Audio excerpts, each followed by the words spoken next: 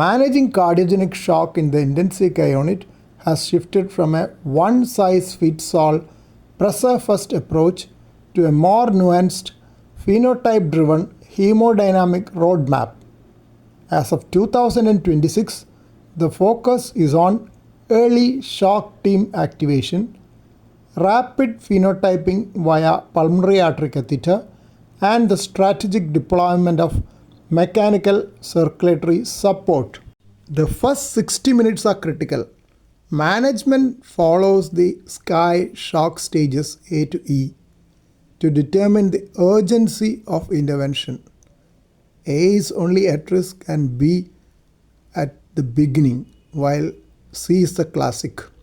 SCAI is the Society for Cardiovascular Angiography and Interventions. SCAI C is classic with hypotension and hypoperfusion requiring one inotrope or vasopressor. SCAI D is deteriorating, failure of initial therapy, escalating doses or devices. SCAI E in extremis, refractory shock, often with cardiac arrest. Target may be higher if there is history of hypertension. Aim at lactate level less than 2 millimoles per liter or more than 20% clearance in 2 hours. Target for a urine output more than 0.5 milliliters per kilogram per hour. Immediate resuscitation targets are mean arterial pressure 65 millimeters of mercury or more. Target may be higher if there is history of hypertension. Aim at lactate level less than 2 millimoles per liter or more than 20% clearance in 2 hours. Target for a urine output more than 0.5 milliliters per kilogram per hour. Pulmonary artery catheter is now standard for stage C and above for hemodynamic road mapping. It allows you to categorize the shock into 3 primary phenotypes, each requiring a different strategy. A. LV dominant shock. Pulmonary capillary wedge pressure more than 15, central venous pressure less than 15, and pulmonary artery pulsatility index more than 1.0. B. Right ventricular dominant shock. CVP more than 15, pulmonary capillary wedge pressure less than 15, and pulmonary artery pulsatility index less than 1.0. C is biventricular shock, that is CVP more than 15, pulmonary capillary wedge pressure more than 15, and pulmonary artery pulsatility index less than 1.0.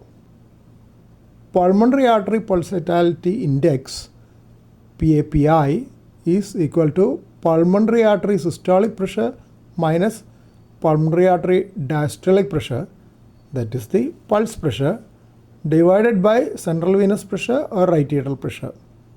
A PAPI less than 1.0 is a strong predictor of right ventricular failure. Inotropes and vasopressors are bridges to a bridge. The goal is to use the minimum effective dose to avoid myocardial oxygen demand spiraling, because if myocardial oxygen demand increases, it can worsen ischemia and cause further worsening. Norepinephrine is preferred over dopamine as first-line vasopressor to minimize arrhythmias. First-line inotrope could be dobutamine or milrinone. Milrinone is often preferred in chronic heart failure cardiogenic shock or where pulmonary hypertension is a factor but requires caution in renal failure. The 2026 paradigm emphasizes early unloading rather than late rescue. IABP is primarily for cardiogenic shock with mechanical complications of myocardial infarction like mitral regurgitation or ventricular septal defect, that is rupture, or only in mild stage C shock. IABP role is coming down because of recent data. Microaxial flow pumps, Impella, for active LV unloading reduces myocardial oxygen demand by decreasing wall stress. ventriculoarterial ECMO, that is extracorporeal membrane oxygenator, used for stage E or biventricular failure.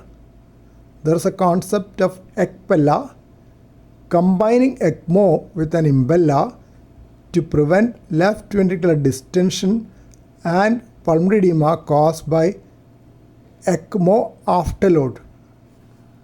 The ICU roadmap must always include a recovery or transition plan. Cardiac power output is the best predictor of mortality.